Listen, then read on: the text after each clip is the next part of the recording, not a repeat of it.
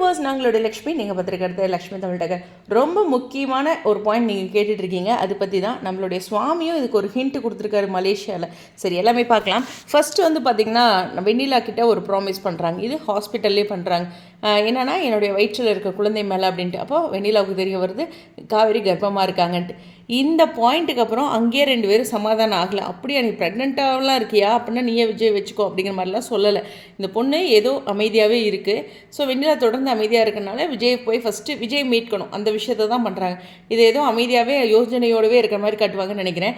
So விஜயை மீட்கிறாங்க. So விஜய்க்கும் இதுக்கு எந்த சம்மந்தம் இல்லைன்ட்டு பசுவை சொல்லிட்டு வராங்க. ஓகேவா? ஸோ இப்போ வெண்ணிலா உண்மையை சொல்லிடுறாங்க. சம்மந்தப்பட்டவங்களே உண்மையை சொல்லணும்னாலும் விஜய் வெளியில் வந்துடுறாரு. இப்போ விஜய் வெளியில் வந்துட்டாங்க. வெண்ணிலாவும் வேறு ஒரு காஸ்டியூமில் ஆரோக்கியமாக இருக்க மாதிரி வந்துட்டாங்க. அதாவது பெட்டராக வந்துட்டாங்க. இப்போ நம்ம காவேரி என்ன பண்ணுறாங்க, சொன்ன ப்ராமிஸை காப்பாற்றணும் இல்லையா? அதனால் அவங்க பேக் எடுத்துகிட்டு வராங்க. நம்மளுடைய பிரவீன் வினட் சார் என்ன பண்ணியிருக்காருன்னா, காவேரி வீட்டை விட்டு கிளம்புறனாவே இதே பேக்கை தான் நிறைய எபிசோட்ஸில் காமிச்சிருக்காங்க. ஐ திங்க் ஒரு 2 எபிசோடில் கன்ஃபார்மாக காமிச்சிருக்காங்க, நானும் பார்த்துருக்கேன். ஸோ அதனால் இது ஒரு ட்ரேட்மார்க் மாதிரி இந்த பேக்கை வச்சுருக்காங்க. ஸோ இப்போ காவேரி வீட்டை விட்டு கிளம்புறாங்க. ஃபஸ்ட்டு அவங்க வீட்டில் என்ன சொல்லிட்டு வராங்கன்னு தெரியல, கொடைக்கானல் போகிறேன் சம்திங் என்ன சொல்லிட்டு வராங்கன்னு தெரியல. பட் இது ஒரு பஸ் ஸ்டாப்புக்கு வந்துடுறாங்க. இந்த பஸ் ஸ்டாப்புக்கு வரும்போது விஜய் ஒரு கட்டத்தில் இந்த உண்மைகளை தெரிஞ்சுக்கலாம். ஏதோ ஒரு இதில் அவரோட காஸ்டியூமே பாருங்களேன், ஒரு நார்மல் காஸ்டியூமில் தான் இருக்கார். டக்குன்னு வராரு. ஸோ இந்த இடத்துல வந்து தேட ஆரம்பிக்கிறாரு. ஒரு கட்டத்தில் யாரோ ஒருத்தர் மூலமாக காவேரி இங்கே தான் இருக்காங்கன்னு தெரிய வருது. இது வெண்ணிலா மாமா கூட ஹெல்ப் பண்ணலாம், இல்லை யாரோ ஒருத்தர் தேர்ட் பர்சன் கூட உங்கள் ஒய்ஃப் இங்கே இருக்காங்க அப்படின்ட்டு இவங்க ஆஃபீஸில் ஒர்க் பண்ணுறாங்க விஜய் ஆஃபீஸில், அது மாதிரி யாரோ ஒருத்தர் சொல்லலாம். இதை தெரிஞ்சுக்கிட்டு விஜயும் அந்த இடத்துக்கு வராங்க, வெண்ணிலாவும் அந்த இடத்துக்கு வராங்க.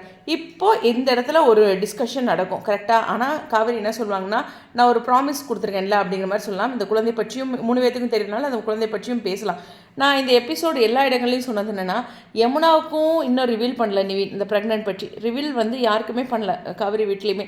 அதை ஒரு ஹைட் பண்ணியிருக்கிறதே ஒரு ப்ரெஷராக இருக்குது. ஈவன் தாத்தாவுக்கு கூட தெரியாது.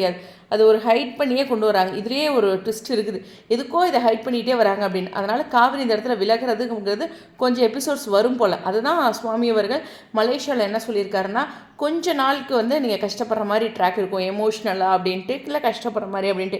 ஆனால் சீக்கிரமாக அப்படின்னு சூன்னு ஒரு வார்த்தையை சொல்லியிருக்காங்க. நான் தான் சொன்னேன், சூன்னா 6 மாதமா 1 மாதமானு தெரிலன்ட்டு. ஸோ அதனால் கொஞ்ச நாள் காவேரி அப்படி விலகி போயிடுவாங்களாட்ட தெரியுது பார்க்க.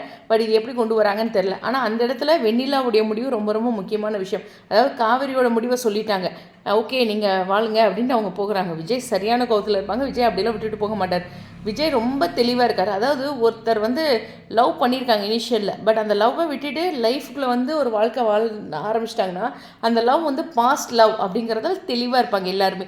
ஓகேவா? இன்னும் பார்த்திங்கன்னா வெண்ணிலாவுக்கு அப்படி ஒரு வாழ்க்கை துவங்கலை, அதனால் அதில் அவங்க குழப்பமாக இருக்காங்க. பட் ஆனால் நிவீனுக்கு துவங்கிடுச்சு, காவேரிக்கு துவங்கிடுச்சு, விஜய்க்கு துவங்கிடுச்சு. நான் இது தவறாக சொல்லலை, பட் அப்படி ஒரு விஷயம் இருக்குது. ஒரு பாஸ்ட் லவ்லேருந்து கடந்து வந்துட்டாங்கன்னா அடுத்த வாழ்க்கையை பற்றி போக ஆரம்பிச்சிடுவாங்க. ஸோ அதனால் விஜய் வந்து வெண்ணிலாவை எப்போதுமே ஏற்றுக்க போகிறதில்ல அப்படிங்கிறதுல அவர் தெளிவாக இருப்பார்.